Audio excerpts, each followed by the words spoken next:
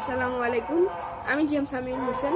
আজকে আমাদের দেশে যে একটা আনএক্সপেক্টেড কাহিনী হলো, শুক্রবার, আজ 21 তারিখ শুক্রবার, যেই 5.2 মাত্রায় যেই ভূমিকম্পটা হলো, এই ভূমিকম্পটা আমাদের দেশের জন্য কখনোই মঙ্গলময় না। আজকে আমাদের দেশে যে কাহিনীটা হয়েছে, এইটাতে কিন্তু প্রায় 4 থেকে 5 জন পুরান ঢাকাতে মারা গেছে। আমরা উত্তরাতে আমাদের এরকম কিছু হয় নাই। আমি জাস্ট ঘুমেছিলাম, ঘুম থেকে উঠছি, যেহেতু শুক্রবার সব দিনই স্কুল থাকে, তো একটু শুক্রবার দিনটা একটু বেশিভাবে ঘুমাই, আর শীতকাল উঠতে ইচ্ছে করে না। তো লিটারালি আমি ঘুম থেকে উঠে দেখি আমার ফ্যান নড়তেছে, পিছনে যে ডিজাইন ক্লাস পার্টির জন্য করছি এগুলো উঠতেছে। হ্যাঁ, এগুলোতে জটলা লেগে গেছে, কি শিকল বানিয়েছি, জটলা লেগে গেছে। টেবিলের উপর যা আছে সব নিচে পড়ে গেছে, লিটারালি খারাপ একটা অবস্থা।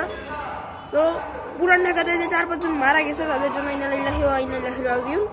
আর যারা এখনো বেঁচে আছেন তাদেরকে আমি বলবো যে আজকে সেহেতু শুক্রবার, আপনাকে আল্লাহ একটা চান্স দিল, আপনি জুম্মার নামাজ পড়েন, পরে আল্লাহর কাছে শুকরিয়া আদায় করেন যে এখন আপনি পুরান ঢাকার সেই লোকদের মতো নয়, আপনি এখনো বেঁচে আছেন। সবাই ভালো থাকবেন, নিরাপদ থাকবেন এবং সুস্থ থাকার চেষ্টা করবেন। সবাই ভালো থাকেন। আসসালামু আলাইকুম।